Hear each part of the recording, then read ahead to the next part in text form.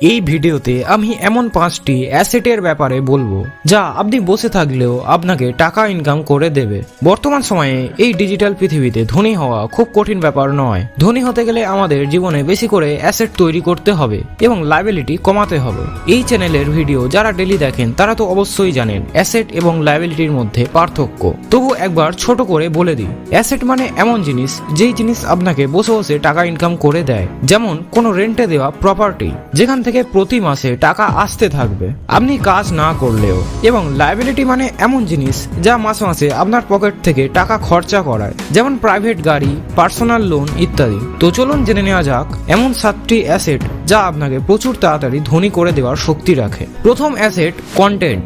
Content মানে কোনো book, ebook, digital course, music, video, blog ইত্যাদি। কারো কাছে যদি টাকা নাও থাকে তাহলে সে তার টাইম এই কন্টেন্টে ইনভেস্ট করতে পারে, যেমন ইউটিউব ভিডিও বানানো, ইবুক বানানো, ব্লগ লেখা ইত্যাদি। এগুলো করার জন্য টাকার খুব একটা প্রয়োজন হয় না। এগুলোর জন্য আপনাকে একটু ধৈর্য ধরে টাইম ইনভেস্ট করতে হবে। ধরুন আপনি ইউটিউবে ভিডিও তৈরি করলেন বা কোনো ডিজিটাল পেড কোর্স তৈরি করলেন, যা আপনি বানালেন একবার, কিন্তু আপনার ভিডিও মানুষ যখন ইচ্ছা তখন দেখতে পারে এবং আপনি টাকাও পাবেন বসে বসে। অথবা আপনার কাছে যদি টাকা কম থাকে তাহলে আপনি নিজের টাইম ইনভেস্ট করে কন্টেন্ট বানাতে পারেন।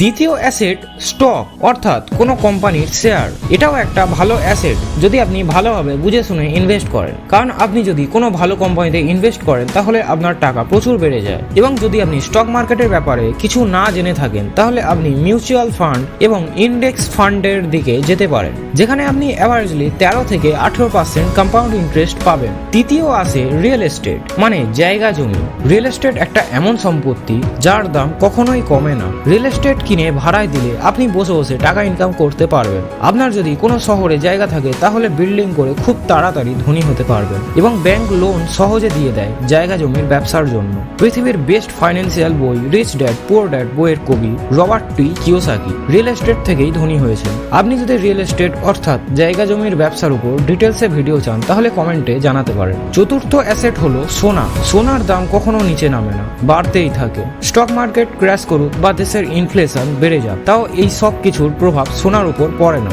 সোনা অ্যাভারেজলি 7 থেকে 9% পর্যন্ত প্রতি বছর আমাদের ইন্টারেস্ট রেট দেয়। মানে আপনি যদি 100 টাকার সোনা কেনেন তাহলে 1 বছর পর সেই সোনার দাম 108 টাকা হবে এবং এমন ভাবে কম্পাউন্ডলি গ্রো করতে থাকবে, যা আপনাকে ইনফ্লেশন থেকে সহজেই বাঁচিয়ে দেবে। ইনফ্লেশন কি আপনি যদি জানতে চান তাহলে কমেন্টে জানান, ইনফ্লেশন নিয়ে তাহলে ভিডিও বানিয়ে দেবো। ছোট করে বলতে গেলে কোনো জিনিসের দাম বাড়াকেই ইনফ্লেশন বলে। আমি আপনাকে পরামর্শ দেব, আপনি অবশ্যই সোনার উপর ইনভেস্ট করুন। সোনার বিস্কুট বা কয়েন কিনে রাখুন বা ডিজিটাল গোল্ডে ইনভেস্ট করতে পারেন। পঞ্চম অ্যাসেট আপনি নিজে, অর্থাৎ নিজের ওপর টাইম এবং টাকাকে ইনভেস্ট করুন। প্রতিদিন কিছু শিখুন। আপনার ওই টাকা দিয়ে আপনার গোল রিলেটেড কিছু কোর্স করুন বা ফ্রিতে কিছু শিখুন ইউটিউব থেকে বা গুগল থেকে, যা করলে আপনার লক্ষ্যের প্রতি আপনার মাথা ডেভেলপ হবে। আপনার কাছে যদি আপনার লক্ষ্যের নলেজ থাকে তাহলে আপনি অবশ্যই আপনার লক্ষ্যে পৌঁছে যাবেন। বেশিরভাগ ধনী মানুষ সেলফ হেল্প বই পড়ে শেখে, অর্থাৎ অন্যজনের এক্সপিরিয়েন্স থেকে নিজে শেখে।